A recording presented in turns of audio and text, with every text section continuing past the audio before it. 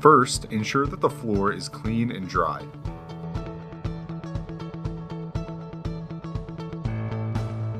Next, measure out your desired length and place the cutting board beneath the mat at the location of the cut.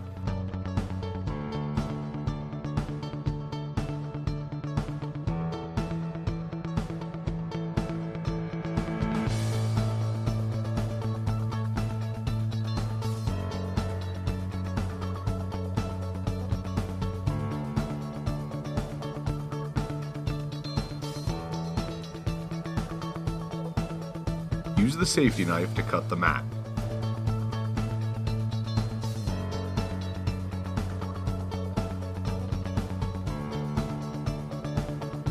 Then, position the mat in the desired location and use the cutting board to press and smooth the mat into place.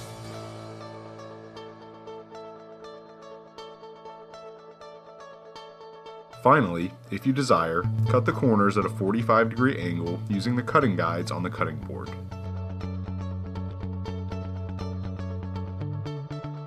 Smooth the mat into place.